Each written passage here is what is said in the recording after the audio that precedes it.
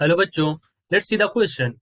The question says which of the following would produce analog signals and which digital signals, right? तो देखिए हमारा जो की concept होगा यहाँ पर वो की कॉन्सेप्ट होगा दैट इज सबसे पहले हम जानते हैं कि क्या होते हैं डिजिटल सिग्नल और एनालॉग सिग्नल। सो जो एनालॉग सिग्नल्स होते हैं, राइट, उनमें क्या होता है एनालॉग सिग्नल्स में एम्पलीट्यूड एम्पलीट्यूड गोज फ्रॉम, जो एम्पलीट्यूड होता है it grows from zero to maximum. Amplitude जाता है, एम्पलीट्यूड वेरी करता है, so we can say amplitude varies from zero to maximum. Zero से मैक्सिमम तक के लिए एम्पलीट्यूड हमारा जाता है। लेकिन जो हमारे डिजिटल सिग्नल होते हैं, राइट, सो डिजिटल सिग्नल्स में जो वैल्यू होती है एम्पलीट्यूड, सो उसमें दो तरह के एम्पलीट्यूड होते हैं। या तो एम्पलीट्यूड आपका जीरो होगा, so either the amplitude is zero और one, so we can say इसमें जो एम्पलीट्यूड होता है वो जीरो और वन होता है, राइट। सो ये तो हो गया हमारा की concept, right. Either digital in digital signal और एनालॉग सिग्नल हमने आपको बता दिया एम्पलीट्यूड की वैल्यू कैसे वेरी करती है, ठीक है। अब देखिए एम्पलीट्यूड जो हमारे एनालॉग सिग्नल होते हैं और डिजिटल सिग्नल होते हैं, ये दोनों का यूज किया जाता है।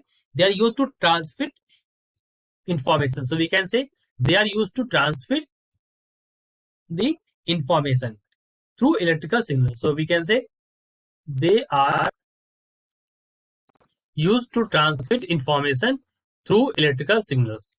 तो इसमें जो अगर कोई भी इंफॉर्मेशन उसको ट्रांसमिट करने के लिए हम इलेक्ट्रिकल सिग्नल का सहारा लेते हैं, चाहे हम डिजिटल सिग्नल की बात करें या एनालॉग सिग्नल की बात करें।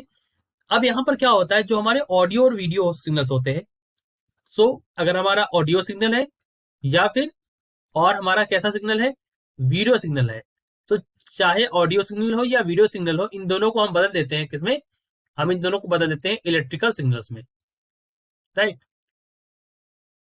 सो आई होप आप सिग्नल के बारे में समझ गए होंगे।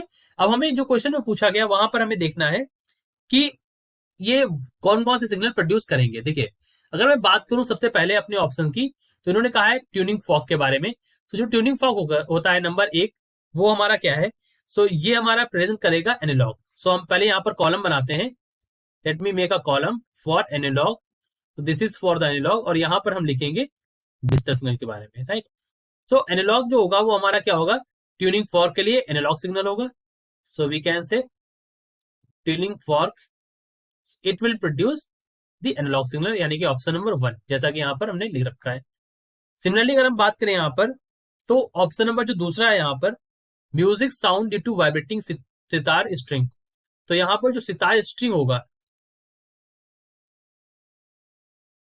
ठीक है, इससे निकलने वाला म्यूजिक साउंड होगा वो भी हमारा एनालॉग सिग्नल को प्रोड्यूस करेगा। अब हम बात करते हैं लाइट पल्स के बारे में। तो जो लाइट पल्स होती है हमारी, it will produce the digital signal. Similarly जो हमारे आउटपुट गेट्स होते हैं, जितने भी गेट होंगे, ठीक है, ये जो हमारे गेट्स होते हैं ये हमारे they will produce digital signal, right. So आपको यहाँ पर देखने को मिला कि ऑप्शन नंबर वन और टू में आपको मिला कि ये जो है, ये यहाँ पर फर्स्ट और सेकंड, ये ट्यूनिंग फॉर्क और सितार स्ट्रिंग से जो सिग्नल निकलेगा, so let me also right it, sitar string से निकलने वाला म्यूजिकल साउंड की बात कर रहे हैं यहाँ पर, ठीक है।